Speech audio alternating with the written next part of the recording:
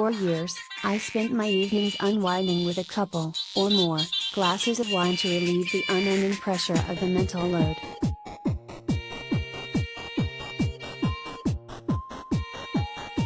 I had the physical demands of 3 young kids and an endless mental to-do list, and it always seemed that there were things left unfinished at the end of the day.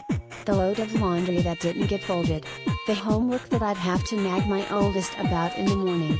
The meal prep that fell by the wayside, resulting in yet another week's worth of produce ending up in the trash.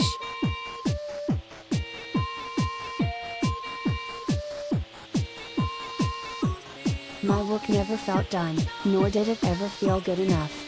There weren't enough hours in the day to tend to everything that inexplicably fell to me, noticing what needed to be done, making plans for how and when it would get done, doing or delegating out work when I was stretched thin, but still overseeing that work to make sure it was completed.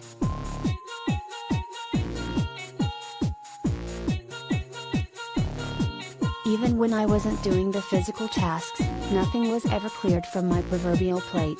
I was still drowning in these responsibilities, and unable to take care of my own needs in any meaningful way.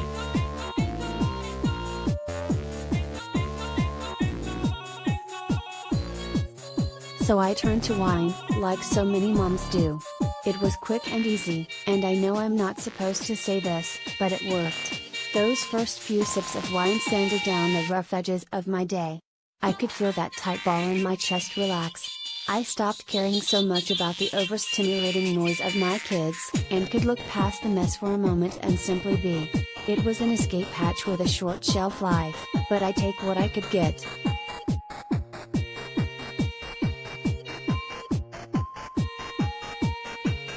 Of course, those half a glass in moments were the highlight reel. I didn't like to think about the desperate feeling of craving wine earlier and earlier, and often giving in to those cravings, especially once the pandemic hit and time lost up all meaning. Or the fact that one glass of wine was never enough, because my body began needing more and more to keep that good feeling going. Pair that with the fact that more than one glass of wine would make me wake in the night with a dry throat and throbbing anxiety, and I half wondered why I kept doing this to myself.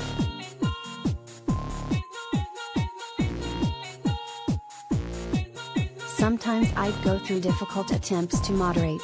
I could even take a month off for dry January or sober October. But other times I'd find myself drinking a whole bottle of wine with other moms, and no one would bat an eye. We'd down a few bottles, anyone could be culpable, so no one was. It wasn't a daily occurrence. And besides, we'd tell one another, we deserve this.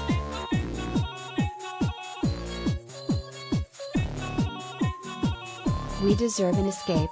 We deserve a moment to let our minds go numb. We deserve a few hours where we don't feel crushed under the weight of the mental load, don't we?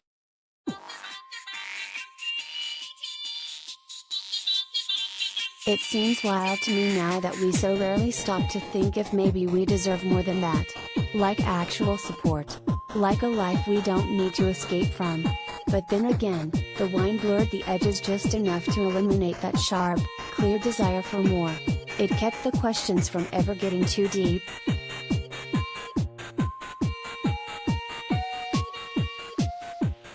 When I finally got sober, I had a lot of rage as I realized all the problems I was numbing with alcohol were systemic, and they weren't going away anytime soon.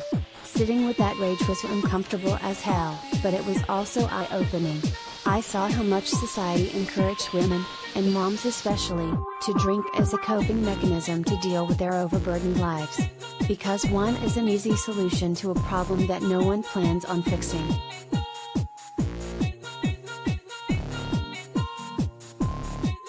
But we don't call it coping or surviving or struggling, we call it something cute that can be put on a Target t-shirt like, sunshine and more wine or day without wine is like just kidding I have no idea or the evergreen mama needs wine. Because it's easier to laugh it off and down another glass than to face the fact that we don't want to be fully present to our lives because we don't have the support we want or need.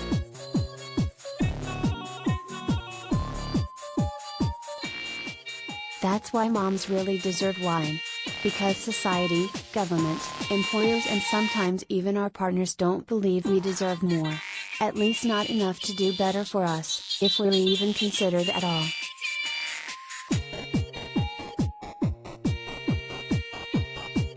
After 2 years of a worldwide pandemic and a clear disregard for how the bulk of new burdens are being shirked onto women, let's just call it like it is. Let's stop pretending wine time is an act of self-care and not a way to numb the overwhelm caused by being forced to take on more than we can handle.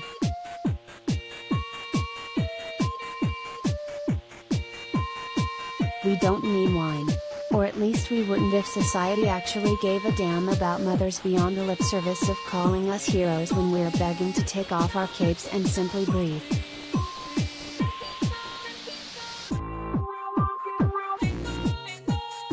What we really need is comprehensive care policy, equal partnerships and recognition for all the work that we do.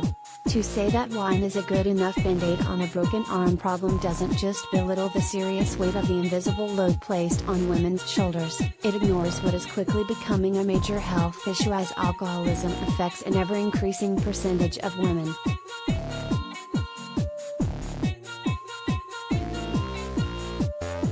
Even when we're not hitting the classic marks of alcoholism, we're often using alcohol as a way to numb, to cope, to escape. Letting go of alcohol wasn't hard for me because I relied on it too much, or because I was a problematic drinker. It was hard because I suddenly had nowhere to hide from those rage-filled questions about why the burden of the mental load never seemed to lighten. About why women aren't getting the support we need, even when we ask over and over and over again. I am done wanting alcohol. What I want is answers. Solutions. More.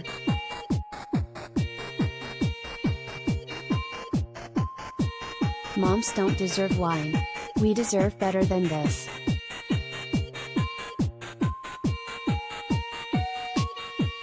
Do you have a compelling personal story you'd like to see published on HuffPost? Find out what we're looking for here and send us a pitch.